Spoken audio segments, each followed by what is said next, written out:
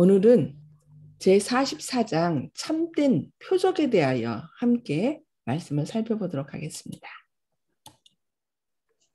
예수께서 다시 두로 지경에서 나와 시돈을 지나고 데가볼리 지경을 통과하여 갈릴리 호수에 이르십니다. 가다라에 사귀 들린 자가 고침을 받은 것은 데가볼리 지방에서 있었던 일이었다. 돼지떼가 죽게 된 것에 놀란 이곳 사람들이 그들에게서 떠나달라고 예수께 간권하였던 곳이다. 기억나시죠? 그러나 저들은 예수께서 뒤에 남기신 사자들의 말을 듣자, 이 귀신 들렸다가 고침받은 사람들, 그들의 말을 듣자 예수를 보고 싶은 욕망이 일어났다. 예수께서 다시 그 지방에 오셨을 때 사람들은 그분 주위에 모여들었고 뒤먹고 말을 더듬는 사람을 예수께 데려왔다. 예수께서는 당신의 상례대로 말씀만 가지고 그 사람을 고치지는 아니하셨다.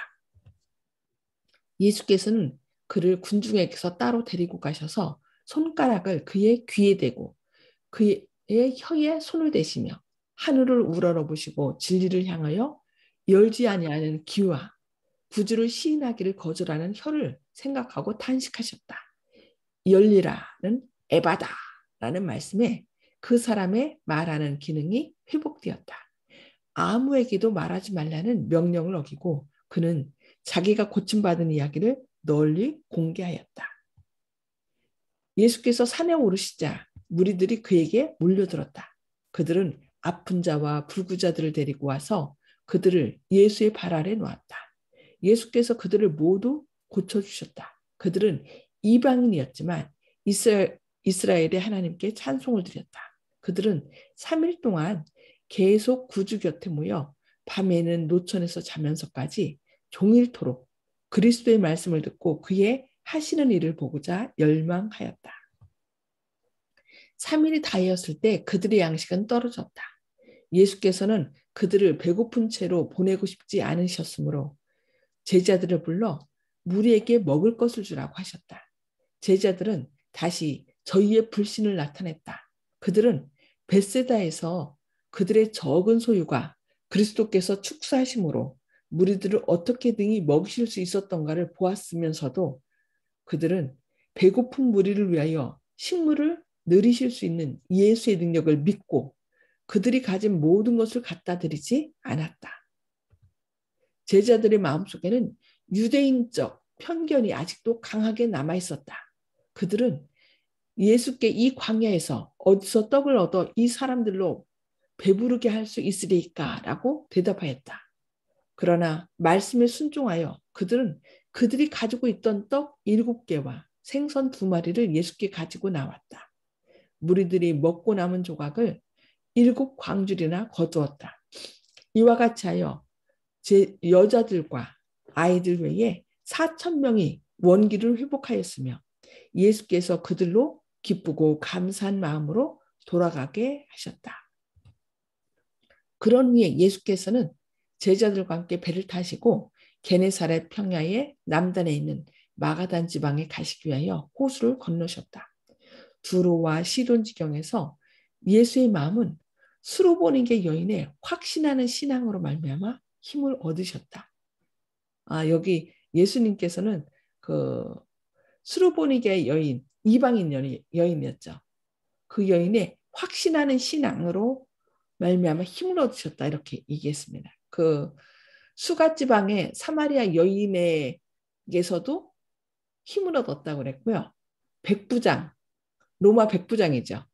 백부장이 말씀만 하옵소서 그러면 낫겠나이다라고 얘기했을 때 그의 단순한 믿음. 그러니까 예수님은 우리의 어떤 아주 연약한 자의 그 확신하는 믿음으로 말미암아 힘을 얻으신대요. 그렇다면 우리도 어떻게 해요? 우리가 예수님을 확고하게 믿으면 예수님은 힘을 얻으신다는 거예요. 그래서 데가볼리의 이방 사람들은 예수를 기쁘게 영접하였었다. 우리가 우리가 확신할 때 예수님이 힘 얻으신다는 거 이거 꼭 기억하셔야 되겠습니다. 바리새인들의 대표자들 중에는 제사장의 일단이요 회의론자이며 나라에서 귀족 계급에 있는 부하고 오만한 사두개인들이 파견한 대표자들이 함께 있었다. 이 두 파는 서로 앙숙이었다. 바리새인과 사두개인들 얘기죠.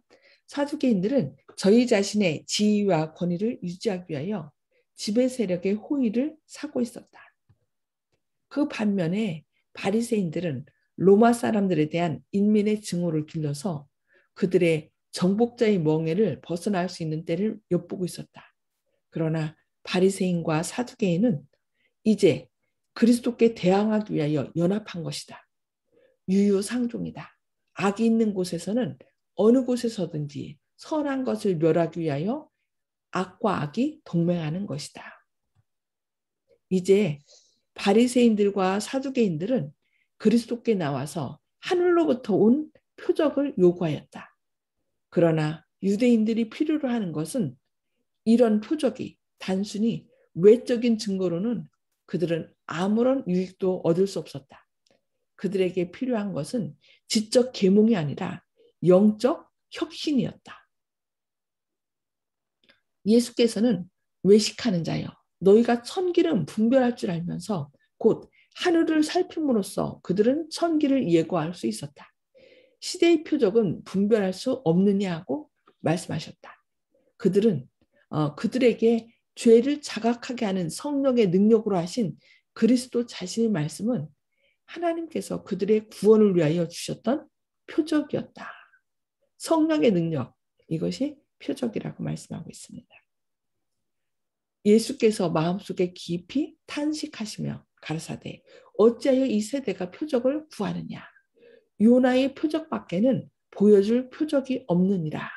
요나가 밤낮 사흘을 고래 뱃속에 있었던 것처럼 그리스도께서도 그 같은 시간을 땅속에 있을 것이었다. 그리고 요나의 전도가 니느웨 사람들에게 한 표적이 되었던 것처럼 그리스도의 전도는 그 세대의 한 표적이었다. 요나의 표적, 이게 바로 예수님께서 보이실 표적이라고 말씀하고 있습니다. 그 큰 이방의 도성에 살던 사람들은 하나님에게서 온 경고를 듣고 두려워 떨었다. 왕들과 귀인들이 자신을 겸비하게 하고 높은 자나 천한 자가 다 하늘에 계신 하나님께 부르짖어 마침내 그들은 그의 긍휼하심을 받았던 것이다. 심판 때에 느느웨 사람들이 일어나 이 세대 사람을 정죄하리니 이는 그들이 요나의 전도를 듣고 회개하였음이니와 요나보다 더 큰 이가 여기 있다고 그리스도께서 말씀하셨던 것입니다. 그리스도께서 행하신 이 모든 이적은 그의 신성에 관한 표적이었다.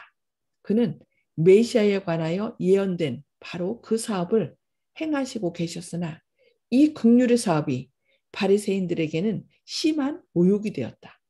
유다의 지도자들은 인간의 고통을 냉담하게 바라보았다.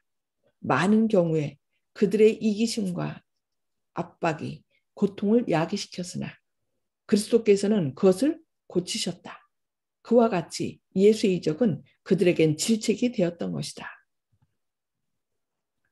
예수의 이적의 가장 큰 의의는 그 이적들이 인류의 축복을 위하여 행하여졌다는 사실에서 볼 수가 있다. 그가 하나님에게서 왔다는 가장 큰 증거는 그의 생애가 하나님의 품성을 드러낸 것이다. 그는 하나님의 사업을 행하셨고 하나님의 말씀을 말씀하셨다. 이와 같은 생애는 모든 이적 중에서도 가장 큰 이적이다. 하나님의 품성을 드러내는 이적, 성령이 함께 하시는 이적, 이것이 바로 가장 큰 이적이라고 말씀하고 있습니다. 오늘날 진리의 기별이 제시될 때 유대인들처럼 우리에게 표적을 보이라, 이적을 행하라고 외치는 사람들이 많이 있다. 그리스도께서는 바리새인들의 요구대로 이적을 행하지는 않으셨다. 그는 광야에서 사단의 꾀임에 응답하여 이적을 행하지는 않으셨다. 예수께서는 우리 자신을 옹호하거나 불신과 교만한 자의 요구를 채워주시기 위하여 우리에게 능력을 주지는 않으신다. 그러나 복음에 하나님께서 주신 표적이 없는 것은 아니다. 우리가 사단의 속박을 끊을 수 있는 것은 기적이 아닌가? 사단에 대한 적개감은 사람의 마음의 본성이 아니요 하나님의 은혜로 말미암아 주입된 것이다. 완고하고 억센 의지의 지배를 받던 자가 해방을 받고 하나님의 거룩한 능력의 이끄심에 전심으로 복종할 때 기적이 이루어지는 것이다. 여기 뭐라 하겠어요? 완고하고 억센 의지의 지배를 받던 자가 해방을 얻고 하나님의 거룩한 능력의 이끄심에 전심으로 복종할 때 기적이 이루어진다라고 얘기합니다. 성령의 역사하심에 반응할 때 기적은 일어나는 것입니다. 강력한 미혹을 당하였던 사람이 도덕적 진리를 깨닫게 되는 때에도 그러하다. 한 영혼이 회개하고 하나님을 사랑하고 그 계명을 지키기를 배우는 때에도 또 새 영을 너희 속에 두고 새 마음을 너희에게 주시겠다는 하나님의 약속이 성취되는 것이다. 인간의 마음에 일어나는 변화, 곧 인간의 품성의 변화는 살아계신 구주께서 영혼을 구하시려고 역사하고 계시는 계심을 보여주는 기적이다. 성령의 역사로 인간의 품성이 변화되는 것, 이것이 바로 기적이라고 말씀하고 있습니다. 완전히 새 생애가 시작되는 거죠. 그리스도 안에서의 언행일치의 생애는 하나의 큰 이적이다. 하나님의 말씀을 전함에 있어서 지금 그리고 항상 나타내야 할 표적은 듣는 자들에게 그 말씀이 계심시키는 능력이 되게 하는 성령의 임재하심이다. 이것이 곧 하나님께서 당신의 아들의 거룩한 사명에 대하여 세상에 제시하시는 증거이다. 성령의 임재하심, 그리하여 사람이 변화되는 것. 이것이 세상의 제시하는 증거라고 말씀하고 있습니다.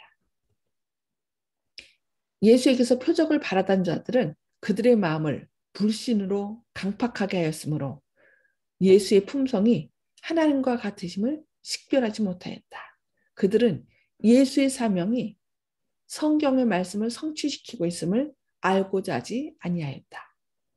부자와 나사로의 비유에서 예수께서는 바리새인들에게 모세와 선지자들에게 듣지 아니하면 비록 듣는 자 가운데서 살아나는 자가 있을지라도 권함을 받지 아니하리라고 말씀하셨다. 예수께서는 마음속에 탄식하시며 이 트집 잡는 자들의 무리를 떠나 제자들과 함께 다시 배에 오르셨다. 슬픔으로 침묵한 채 그들은 다시 호수를 건넜다. 5천 명을 먹이신 곳 부근에 벳세다로 저희의 방향을 돌렸다. 기슭에서 꽤 떨어져 나왔을 때 예수께서는 삼가 바리새인들과 사두개인들의 누룩을 주의하라고 말씀하셨다. 유대인들은 모세의 시대 이래로 유월절에는 저희 집에서 누룩을 없애는 것이 관습이었으며 누룩을 죄의 상징으로 보도록 가르침을 받아왔었다. 그러나 제자들은 예수의 말씀을 이해하지 못하였다. 마가단에서 갑자기 떠나왔으므로 그들은 떡 가져오는 것을 잊었으며 따라서 저들에게는 떡 한 조각밖에는 가진 것이 없었다.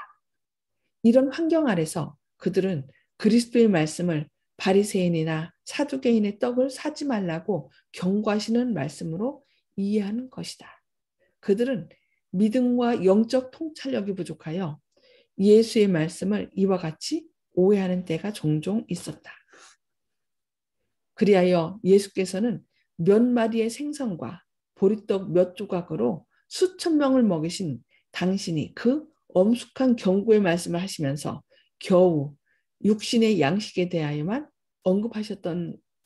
하셨을 것이라고 생각한 저들은 저들을 책망하셨다. 바리새인과 사두개인들의 교활한 논법이 제자들을 불신으로 인도하여 그들의 사업을 그리스도의 사업을 경하게 여기게 할 위험이 있었던 것이다. 제자들은 저희 선생께서 하늘의 표적을 보이라는 요구를 들어주셨어야 했다고 생각했다. 그들은 예수께서 이것을 충분히 하실 수 있으며 그런 표적은 예수의 원수들을 침묵시킬 것이라고 믿었다. 그들은 이 비평자들의 위선을 식별하지 못하였다. 그들은 바리새인과 사두개인들이 요구하는 것을 예수님께서 어, 들어줘야 됐다라고 생각한 것입니다. 몇 달 후 무리 수만 명이 모여서 서로 밟힐 만큼 되었을 때에도 예수께서는 같은 교훈을 반복하셨다. 예수께서 먼저 제자들에게 말씀하여 가라사대 바리새인들의 누룩 곧 외식을 주의하라. 가루 속에 넣은 누룩은 부지 중에 온 가루를 누룩의 성질로 변화시키는 작용을 한다. 그와 같이 마음속에 외식이 자리 잡도록 허용한다면 그것은 품성과 생애에 가득 차게 된다. 그리스도께서는 바리새인들이 성전에 너그럽게 바치는 채 하면서 부모들에 대한 의무의 등한을 숨기던 고르반의 행습을 책망하시는 중에 그들의 외식에 대한 뚜렷한 신뢰를 일찍이 견책하였었다. 서기관들과 바리새인들은 기만적인 원칙을 넌지시 심어주고 있었다. 그들은 저희 교훈의 심연의 취지를 숨기고 듣는 자들의 마음에 그 원칙을 교활하게 침투시키기 위하여 온갖 기회를 이용하였다. 이 거짓 원칙은 일단 받아들여진 바 되면 마치 가루 속에 든 누룩과 같이 품성에 침투하여 변화시키는 작용을 하였다.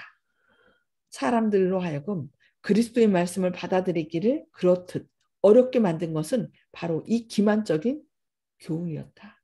바리새인들의 그 잘못된 가르침이 누룩과 같이 사람들에게 영향력을 행사했다는 것입니다. 이와 같은 영향들은 오늘날 하나님의 율법을 저희 행습에 일치시키는 방법으로 설명하려고 애쓰는 자들을 통하여 역사하고 있다. 이런 자들은 율법을 공공연히 공격하지 않고 그 율법의 원칙을 저해하는 위험한 이론을 내놓는다. 그들은 율법을 설명하되 그 능력을 파괴시키기 위하여 설명한다. 그러니까 참 안타까운 일이죠. 바리새인들의 외식은 이기주의에서 나온 것이었다. 자신을 영화롭게 하는 것이 그들의 생애의 목적이었다. 바리새인들의 외식, 자기의 외식은 어디서 나왔다고요? 이기주의에서 나온 것이라고 말씀합니다. 그래서 자신을 영화롭게 하는 것이 그들의 생애의 목적이었다. 그들로 성경의 말씀을 왜곡하고 악용하며 그리스도의 사명의 목적에 눈을 감게 한 것은 바로 이것이었다. 이기주의라는 거죠. 그리스도의 제자들까지도 이 교활한 악을 품게 될 위험이 있었다. 제자들까지도 겉으로 보기에는 예수를 위하여 모든 것을 버린 것처럼 보였으나 마음속으로는 자신을 위하여 큰 것을 추구하기를 그치지 않았다. 누가 더 큰지에 대한 분쟁을 일으킨 것은 바로 이 정신이었다. 그들과 그리스도의 사이를 막고 예수의 자희생의 사명에 몰인정하게 하고 구속의奧妙를 그토록 더디 이해하게 만든 것은 바로 이 정신이었다. 이기적인 생각. 그러니까 예수님의 제자들이 예수를 따른 것도 결국은 예수가 왕이 됐을 때 한 자리 차지하고자 하는 이런 이기적인 마음이었다는 것입니다. 그것이 바로 예수님께서 가끔 이렇게 말씀하실 때 그 진리를 깨닫지 못하게 한 그런 정신이었다라고 말씀하고 있습니다. 옛적에 그리하였던 것처럼 오늘날 우리 주를 따르는 자들 중에 이 교활하고 기만적인 죄가 얼마나 편만해 있는가. 그리스도를 위한 봉사와 우리 상호 간의 교제가 자기를 높이려는 은밀한 욕망으로 인하여 얼마나 자주 손상을 받는가. 얼마나 자기 만족에 대한 생각을 하고 사람에게 인정받기를 갈망하는가. 하나님께서 설명하신 것보다도 쉬운 길을 가고자 하여 하늘의 교훈 대신 인간의 이론과 유전을 채택하도록 이끄는 것은 자기에 대한 사랑이다. 우리가 하나님 말씀보다 자신의 어떤 그 이기적인 생각으로 하나님의 말씀을 곡해해서 아주 쉬운 편을 택한다라고 말씀하고 있습니다. 그리스도께서는 당신의 제자들에게 삼가 바리새인들의 누룩을 주의하라고 말씀하셨다. 그리스도의 종교는 성실 바로 그것이다. 하나님의 영광을 위한 열성은 성령으로 말미암아 힘두어진 동기이며 성령의 효과적인 역사하심만이 이 동기를 불어넣을 수 있다. 오직 하나님의 능력만이 이기심과 외식을 쫓아낼 수 있다. 우리 속에 있는 그 예수로 인하여 더 뭔가를 얻고자 하는 이기적인 마음, 이런 것을 어떻게 해요? 하나님의 능력만이 이기심과 외식을 쫓아낼 수 있다라고 말씀하고 있으며, 이 변화가 하나님의 역사하시는 표적이라고 말씀하고 있습니다. 우리가 받아들인 믿음이 이기심과 외식을 멸할 때, 그리고 우리로 하여금 하나님의 영광을 구하게 될 때, 구하게 하고 자신의 영광을 구하지 않게 할 때에 우리는 그것이 바른 순서임을 알 수 있을 것이다. 아버지여, 아버지의 이름을 영화롭게 하옵소서, 영광스럽게 하옵소서. 이것이 그리스도의 생애의 주기였다. 우리가 만일 그리스도를 따른다면 이것이 역시 우리 생애의 주지가 될 것이다. 그리스도께서는 우리에게 그의 행하시는 대로 행하라고 명령하시는 바, 우리가 그의 계명을 지키면 이로써 우리가 저를 아는 줄을 알 것이다 라고 말씀하고 있습니다.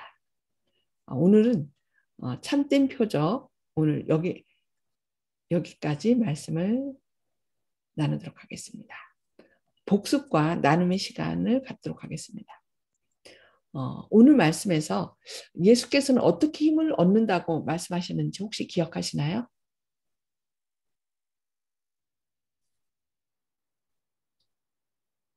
너무 많은 거 들으셨죠? 예수께서는 어떻게 힘을 얻으셨나? 확신하는 신앙이 힘을 얻으신다 그랬어요. 아멘. 확신하는 신앙이 예수님께서 힘을 얻으셨다. 그렇다면 예수님께서 힘을 얻게 하시려면 우리도 어떻게 해요? 확실한 믿음을 갖고서 예수님께 나아가면 예수님께서는 그것을 기뻐하신다는 것입니다. 그래서 우리가 믿지 아니할 때 하나님께서 이상히 여기신대요. 예수님께서는. 그래서 예수님께서 우리 안에 역사하셔서 주님의 뜻을 나타내실 것을 확신하는 믿음으로 나아가는 오늘 하루 되어야 되겠습니다. 두 번째, 사람들의 삶 속에서 언제 기적이 이루어진다고 했나요? 계속 이것이 기적이다, 이것이 기적이다 계속 말씀했는데요. 혹시 기억나시나요? 사람들의 삶 속에서 언제 기적이 이루어지나? 그러면 우리의 삶 속에서도 이 기적은 이루어질 수 있다는 거죠. 오늘날. 그러니까 혹시 기억나시나요?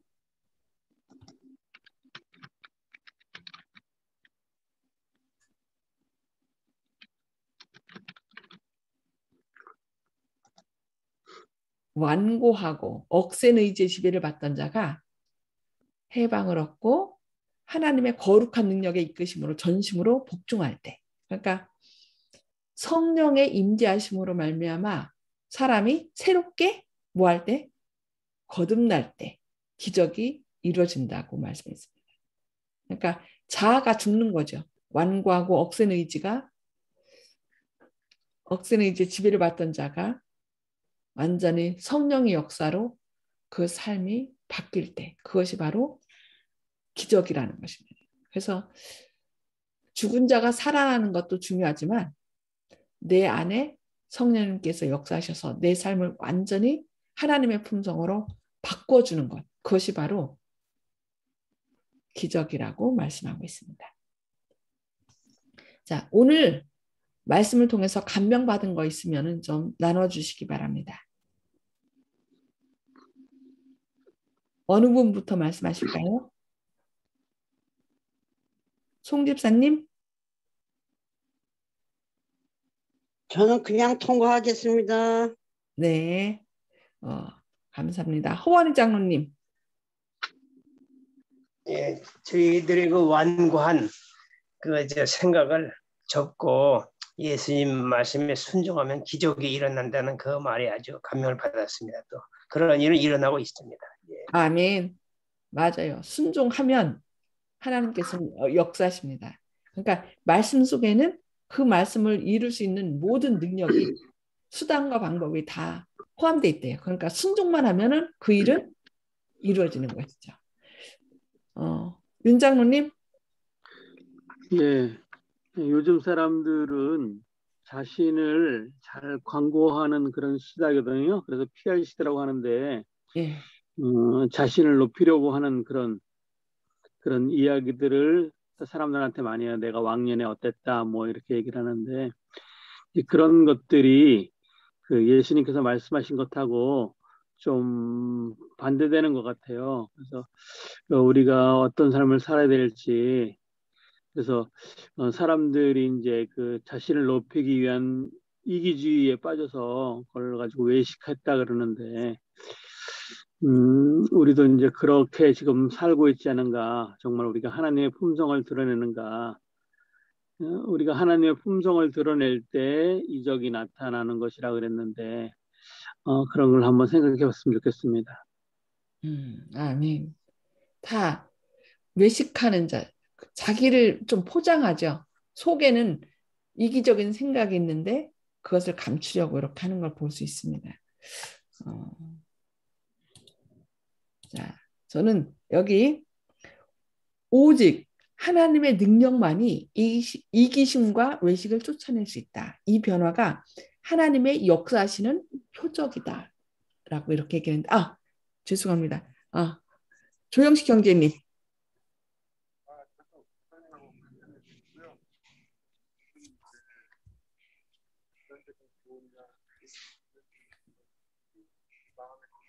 때문에 자신을 들여다보고 이기적인 마음에서 벗어나려고 하면 많이 길어질 걸로 생각합니다. 아멘. 아멘.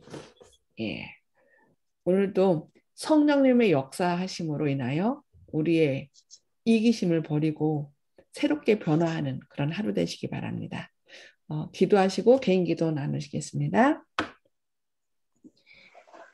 하늘에 계셔서 저희를 사랑하신 아버지, 오늘도 새 생명 주시고 또 주님의 말씀으로 저희를 새롭게 권면해 주시니 감사합니다.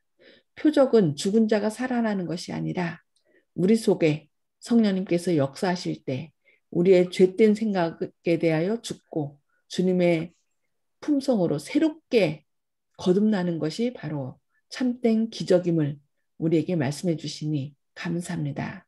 오늘도 저희 안에 성령님께서 역사하셔서 죄가 무엇인지 깨닫게 하시고 의에 대하여 심판에 대하여 저희를 권면해 주셔서 주님의 능력으로 새롭게 거듭나는 하루 되게 하여 주옵소서. 주님의 크신 사랑이 저희와 함께 하시고 저희를 통하여 주님의 영광을 드러내 주셨길 바라오며 예수님의 이름으로 간절히 기도합니다. 아멘. 아멘. 예.